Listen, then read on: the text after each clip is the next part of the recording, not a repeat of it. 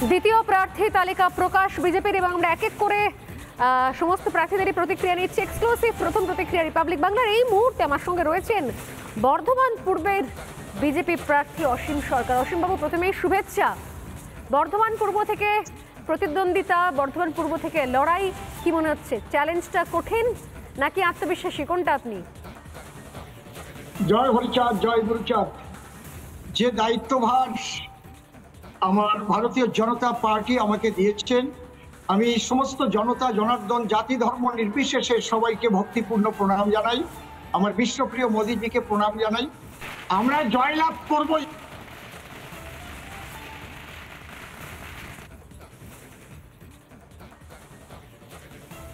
চোরের বিরুদ্ধে জনগণ তাকে বলে অবশ্যই এটা আমি আত্মবিশ্বাসী, কারণ আমার মোদীজি এবার 400 পার। আমি অসংখ্য ধন্যবাদ জানাই আমার মোদীজিকে। এবার আমাকে এই লড়াইয়ে সামিল করেছেন তিনি, রাজ্য নেতৃত্ব সহ সবাইকে আমি ধন্যবাদ জানাই।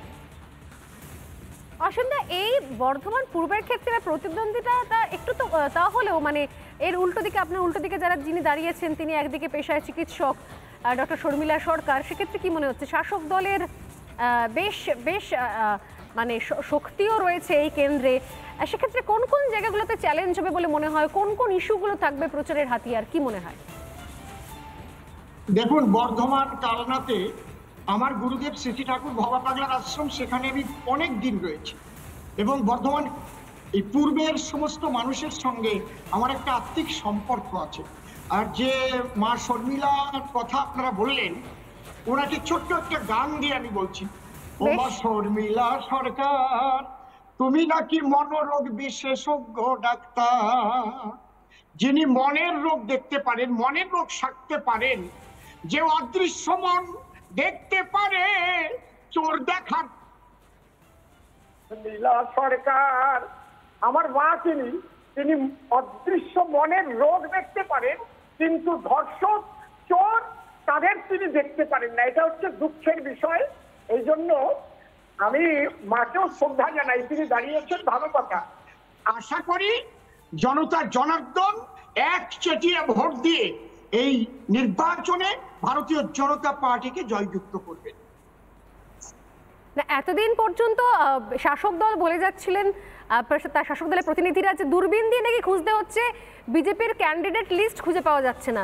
তো বিজেপির ক্যান্ডিডেট লিস্ট তো ফাইনালি আজকে খুঁজে পাওয়া গেল। লড়াইটা কিরকম হবে? লড়াইটা তো আর দূরবীন দিয়ে দেখতে হবে না, লড়াইটা তো আমনে সামনে হবে। সেই টক্করের জন্য অসীম সরকার কতটা প্রস্তুত? মাটি কামড়া থেকে লড়াই করার জন্য অসীম সরকার কতটা প্রস্তুত? লড়াই হবে, চোখে চোখ রেখে লড়াই হবে, চোখে চোখ রেখে লড়াই হবে। এবং এ লড়াই হবে কুরুক্ষেত্রের যুদ্ধের লড়াই, ধর্ম এবং অধর্মের লড়াই। এ লড়াইয়ে ধর্মের জয় হবে আর অধর্মের ধ্বংস হবেই হবে। এবার এটা আপনি নিশ্চিন্ত। একদম, অনেক ধন্যবাদ অসীম বাবু। অসীম সরকার আমাদের সঙ্গে ছিলেন সরাসরি। প্রার্থী হয়ে প্রথম প্রতিক্রিয়া রিপাবলিক বাংলায়, এমনকি শুধুমাত্র প্রতিক্রিয়া নয়, লড়াইয়ের ময়দানে বিপক্ষের জন্য ইতিমধ্যে গান বাঁধা হয়ে গিয়েছে এবং লড়াই হবে চোখে চোখ রেখে। ওই কেন্দ্র থেকে মাটি কামড়ে পড়ে থেকে অন্যায়ের বিরুদ্ধে, অত্যাচারের বিরুদ্ধে, শোষণের বিরুদ্ধে লড়াইয়ে আত্মবিশ্বাসী বর্ধমান পূর্বের বিজেপি প্রার্থী অসীম সরকার।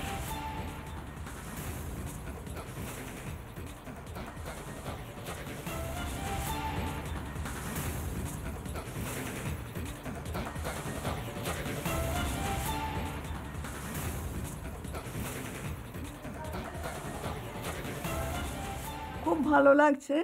এটা মানুষের আশীর্বাদ, ভগবানের আশীর্বাদ। আমার ওপর একটা দায়িত্ব এসছে, খুব গুরু দায়িত্ব। তো সেই দায়িত্বটা পালন করার এবার পালা। সেটা নিশ্চয়ই সবার সাপোর্টে আমি খুব সাকসেসফুলি করতে পারবো।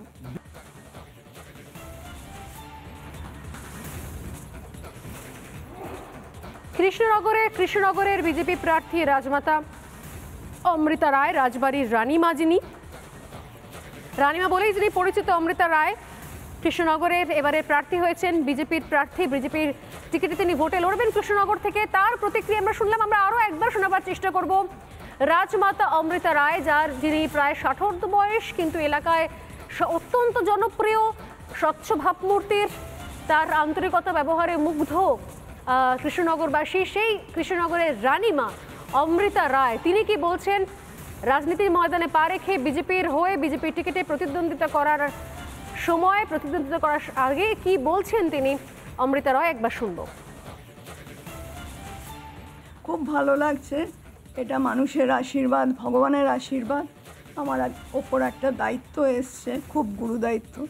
তো সেই দায়িত্বটা পালন করার এবার পালা, সেটা নিশ্চয়ই সবার সাপোর্টে আমি খুব সাকসেসফুলি করতে পারবো।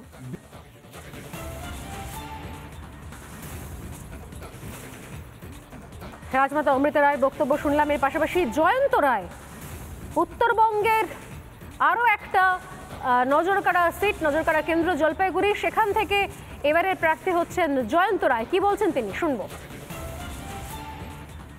জনতা পার্টি বিশ্বের সর্ববৃহৎ পার্টি, সেই পার্টির কেন্দ্রীয় নেতৃত্ব আমাকে এই আবার নির্বাচনে লড়ার, লোকসভা নির্বাচনে লড়ার সুযোগ দিয়েছে। এটা আমার কাছে বিরাট একটা সুযোগ, মানুষকে সেবা করার একটা অপরচুনিটি আমাকে দিয়েছে আমার পার্টি। এই জন্য আমি সকল স্তরের কার্যকর্তা, আমার জেলার সমস্ত কার্যকর্তা এবং আমার রাজ্যের নেতৃবৃন্দ এবং সর্বোপরি প্রধানমন্ত্রী নরেন্দ্র মোদীজি এবং জেপি নাড্ডাজি, আমাদের রাষ্ট্রীয় অধ্যক্ষ, তাদেরকে সবাইকে আমার আন্তরিক শ্রদ্ধা এবং ধন্যবাদ। আর এই মুহূর্তে আমরা যোগাযোগ করার চেষ্টা করছিলাম, এই মুহূর্তে বক্তব্য পেয়ে গিয়েছি বিজেপির অত্যন্ত হেভি ওয়েট ক্যান্ডিডেট, এবার যার কেন্দ্র বদল হয়েছে, প্রাক্তন রাজ্য সভাপতি দিলীপ ঘোষ, যিনি খড়গপুরের জায়গায় এবার, যিনি মেদিনীপুরের জায়গায় এবার দাঁড়াচ্ছেন বর্ধমান দুর্গাপুর কেন্দ্র থেকে। দিলীপ ঘোষ তিনি প্রার্থী হওয়ার পর কি বলছেন শুনবো, এক্সক্লুসিভ বক্তব্য দিলীপ ঘোষের। সেই টার্গেট আমরা পারবো। পার্টির অনেক হিসাবপত্র থাকে, ব্যক্তি হিসাবে, লোক হিসাবে, জায়গা হিসাবে, তারা সেটা হিসাব করে এরা ঠিক মনে করছেন। কিন্তু পুরোনো আসলে থাকলে কোথাও আপনার অ্যাডভান্টেজ বা সুবিধা হতো না, আপনার চেনা মাটি। অ্যাডভান্টেজ তো থাকেই। আমি তো বললাম, যখন পার্টি ছিল না, তার চেয়েও কঠিন প্রতিপক্ষ ছিল, তখন আমি লড়াই করে জিতেছি। জেতার জন্য আমি লড়াই করি, এবারে তাই হবে। দিলীপ ঘোষের মন্তব্য শুনলাম, তিনি এবার একেবারে অন্য একটি কেন্দ্র থেকে লড়াই করছেন, তার একেবারে খাস তালুকে তিনি নেই। পাশাপাশি বারাসাতের প্রার্থী স্বপন মজুমদার, তাকে এবারে প্রার্থী করা হচ্ছে বারাসাত থেকে। তার বক্তব্য কি এই প্রার্থী হওয়ার পর একবার শোনাবো আপনাদের। খুবই ভালো লাগছে। সর্বপ্রথম আমি অভিনন্দন জানাতে চাই আমাদের সর্বভারতীয় সভাপতি জেপি নাড্ডা মহাশয়কে এবং ভারতবর্ষের যশস্বী প্রধানমন্ত্রী নরেন্দ্র দামোদর দাস মোদী এবং অমিত শাহজিকে, আর আমাদের অবভিয়াসলি রাজ্য সভাপতি আমাদের খুব কাছের মানুষ সুকান্ত মজুমদার, এবং আমার খুব কাছের এবং প্রিয় মানুষ শুভেন্দু অধিকারী, আমাদের লিডার অফ অপোজিশন। সকলে যেভাবে আমার পর আস্থা ভরসা রেখে আমাকে এই লোকসভা নির্বাচন লড়ার সুযোগ করে দিয়েছে, আমি তাদের আশা এবং ভরসা এবং তাদের আমার প্রতি যে বিশ্বাস রেখে টিকিট দিয়েছে, সেই বিশ্বাস রাখার চেষ্টা করব। আশা ভরসা বিশ্বাস রাখার চেষ্টা করবেন, স্পষ্টতই জানালেন স্বপন মজুমদার। আর এবারে সবথেকে বেশি গুরুত্বপূর্ণ যে লোকসভা কেন্দ্রটি যার দিকে সবাই তাকিয়েছিল, সেটি বসিরহাট কেন্দ্র। কারণ সেই বসিরহাট লোকসভা কেন্দ্রের অন্তর্গত এলাকাই হচ্ছে সন্দেশখালী, যে সন্দেশখালীতে রিপাবলিক বাংলা বারবার গেছে, একাধিক গুরুত্বপূর্ণ তথ্য তুলে ধরেছে, চোখে আঙুল রেখে, চোখে চোখ রেখে একাধিক প্রশ্ন করেছে। আমাদের সিনিয়র এডিটর থেকে শুরু করে আমাদের একাধিক প্রতিনিধিরা সেখানে পৌঁছে গিয়েছেন। রেখা পাত্র যার কাছে রিপাবলিক বাংলা পৌঁছে গিয়েছে, প্রথমবার যার সমস্যার কথা তুলে ধরেছে রিপাবলিক বাংলা, আমাদের প্রতিনিধি মধুকল্পিতা, সেই রেখা পাত্রকেই এবার বসিরহাট থেকে প্রার্থী করলো বিজেপি। প্রার্থী হওয়ার পর প্রথম প্রতিক্রিয়া কি রেখা পাত্রের, শুনুন। আমি প্রথমত বলবো মাননীয় নরেন্দ্র মোদীজিকে, ওনাকে অসংখ্য ধন্যবাদ। উনি আমার মতো একজন গ্রাম্য মহিলাকে প্রার্থী করার জন্য, আর এই সন্দেশখালী বসিরহাট জেলার মা বোনেদের পাশে দাঁড়ানোর জন্য আমি সর্বদাই ওই মা বোনেদের পাশে থাকবো আর ওনাদের হয়ে আমি প্রতিবাদ করব। তিনি কৃতজ্ঞতা প্রকাশ করলেন বিজেপির কাছে, কেন্দ্র নেতৃত্বের কাছে মা বোনেদের পাশে তিনি থাকবেন এমনটাই বার্তা দিলেন রেখা পাত্র। পাশাপাশি আমরা বিভিন্ন জায়গায় যে বিজেপির প্রার্থী তালিকা প্রকাশিত হয়েছে সেখানে মানুষের উচ্ছ্বাস আনন্দ সেই ছবিটাই আপনাদেরকে দেখাচ্ছি। এটা দার্জিলিংয়ের ছবি, পাশাপাশি আমরা জলপাইগুড়ির ছবি আপনাদেরকে দেখাচ্ছি, যেখানে বাজি এই মুহূর্তে দার্জিলিংয়ের ছবি আপনারা দেখছেন। দার্জিলিং থেকে রাজু বিস্তাকে এবারে প্রার্থী করা হয়েছে, আরামবাগ থেকে করা হয়েছে অরূপ কান্তি দিগতকে। আরামবাগও অত্যন্ত গুরুত্বপূর্ণ একটি আসন, সেখান থেকে অরূপ কান্তি দিগতকে করা হয়েছে। দমদম থেকে করা হয়েছে শিলভদ্র দত্তকে। বাংলার নারকোল দলের দিলীপ ঘোষকে বর্ধমান মন্ডলে জানাই স্বাগতম। মোদি জিন্দাবাদ, দিলীপ ঘোষ জিন্দাবাদ। বর্ধমানের ছবি আপনারা দেখতে পাচ্ছেন, বর্ধমানে উচ্ছ্বাস এবং বর্ধমানে যে প্রার্থী তালিকা প্রকাশিত হয়েছে তার পরের এই উচ্ছ্বাস সেই ছবি আমরা আপনাদেরকে দেখাচ্ছি। এবং ব্যারাকপুর অত্যন্ত গুরুত্বপূর্ণ একটি লোকসভা কেন্দ্র, যেখান থেকে বিজেপি থেকেই সাংসদ ছিলেন অর্জুন সিং, তারপর তার ঘাস শিবিরে ফিরে আসা এবং ফের আরেকবার পদ্মফুল শিবিরে পৌঁছে যাওয়া, তারপর অর্জুন সিংয়ের উপরেই ভরসা রাখলো বিজেপি এবং সেখান থেকে তিনি ফের একবার প্রার্থী। ব্যারাকপুরের ছবি আপনারা দেখতে পাচ্ছেন এই মুহূর্তে।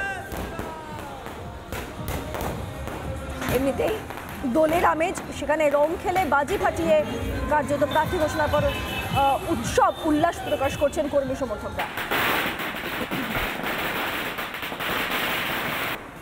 যে ছবি আপনারা এখন দেখতে পাচ্ছেন সেটি মুর্শিদাবাদের ছবি। মুর্শিদাবাদে প্রার্থী ঘোষণার পরের যে প্রতিক্রিয়া সেই ছবি আপনারা দেখতে পাচ্ছেন, দেখুন।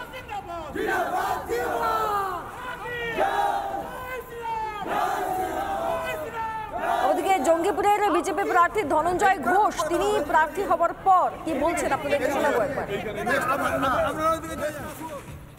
দল যেভাবে আমার উপরে আস্থা রেখে ভরসা করেছে, সর্ববৃহৎ দল, আর সেই দলের প্রার্থী আজকে আমি সুযোগ পেয়েছি, তার জন্য আমার প্রত্যেকটা কার্যকর্তা সহ আমার উচ্চ নেতৃত্ব এবং বিশেষ করে আমার সুকান্তদা এবং আমার মোদিজির প্রতি হাজার হাজার কোটি কোটি আমি প্রণাম জানাই, আমাকে এই বিজেপির মনোনীত প্রার্থী করার জন্য, লড়াই করার জন্য, মানুষের কাজ করার জন্য সুযোগ দেওয়ার জন্য।